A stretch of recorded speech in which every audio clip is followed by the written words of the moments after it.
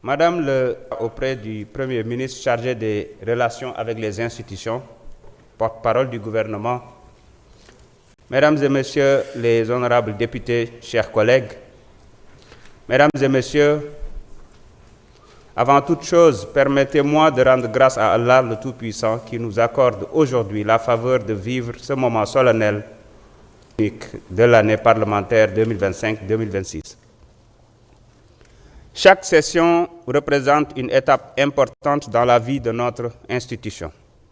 Elle nous offre l'opportunité de dresser le bilan du chemin parcouru, d'évaluer nos avancées et d'ouvrir de nouvelles perspectives à la lumière de notre idéal républicain, faire de l'Assemblée nationale une institution rigoureuse, moderne, transparente et résolument tournée vers le service du peuple sénégalais.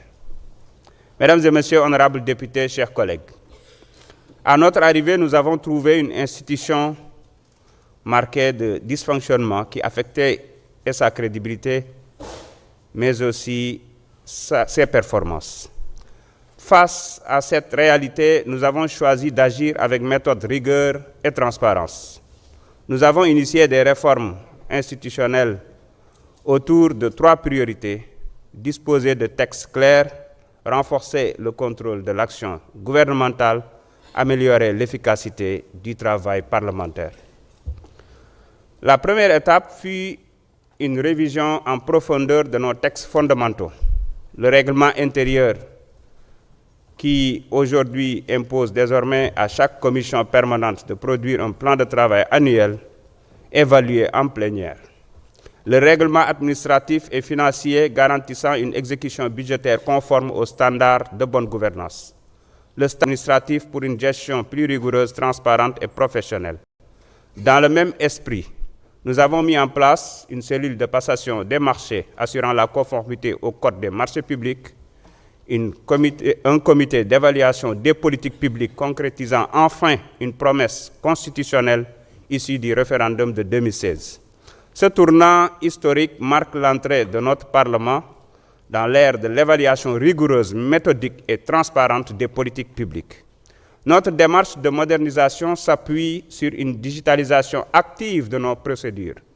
Chaque député est désormais équipé pour un accès dématérialisé aux documents parlementaires. La communication est assurée pour un accès à l'information des populations. Un système ERP a été acquis pour une gestion intégrée des ressources humaines et financières. Notre Assemblée est entrée dans une nouvelle ère de rigueur, de transparence et de performance administrative. Conscient que la performance institutionnelle repose sur la compétence humaine, nous avons lancé un programme de formation pour les députés et le personnel administratif, dont le retraite parlementaire organisé en partenariat avec les Nations Unies, qui a permis de capaciter sur des thèmes essentiels tels que le budget, l'évaluation des politiques publiques, la cybersécurité, la diplomatie parlementaire et la gouvernance.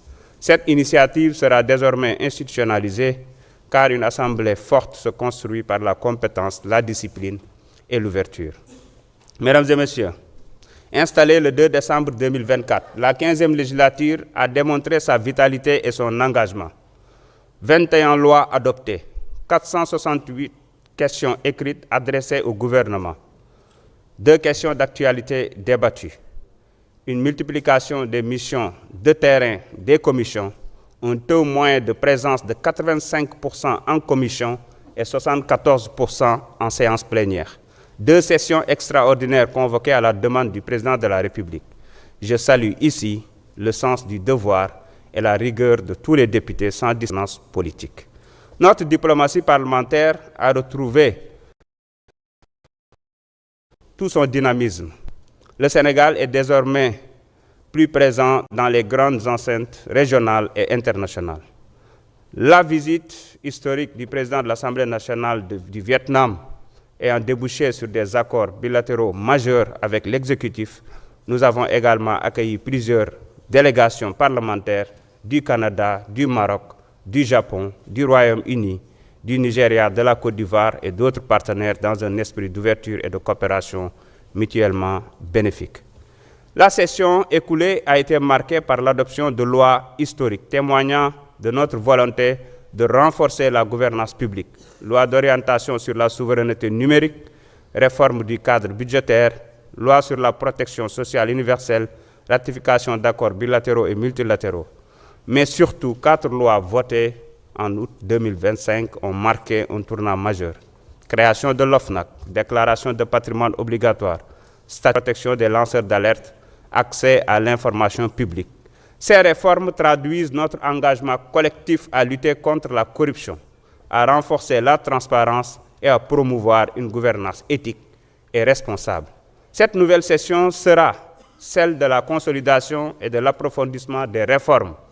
Nos priorités sont claires: lancement de la chaîne de télévision parlementaire, adoption du plan stratégique 2025-2029, élaboration de manuels de procédure administrative, financière et comptable, finalisation de la transformation numérique, renforcement du dialogue citoyen permanent. Nous poursuivrons la publication des comptes rendus budgétaires ainsi que la réflexion des réformes constitutionnelles. Nous saluons la collaboration constructive du gouvernement sous l'autorité du Premier ministre Ousmane Sonko, à qui nous réaffirmons notre loyauté et notre engagement. Nous exprimons notre gratitude à son Excellence, le Président de la République, Bassirou Diomaye Faye, pour son attachement au renforcement des institutions et à l'équilibre des pouvoirs. Madame le secrétaire d'État, nous vous remercions pour votre disponibilité et formulons le vœu de votre plateforme électronique sécurisée pour fluidifier les échanges entre le Parlement et l'exécutif. En ce mois d'octobre rose, l'Assemblée nationale réaffirme son engagement dans la lutte contre le cancer du sein. Nous invitons chacun à sensibiliser, encourager le dépistage et soutenir les femmes qui se battent. Le dépistage précoce sauve des vies. Ensemble, poursuivons ce combat pour la vie, la dignité et la solidarité. Mesdames et Messieurs, honorables députés, faisons de cette session unique celle de la consolidation des acquis du dialogue, de l'innovation et de l'espoir démocratique. Je vous remercie de votre aimable attention.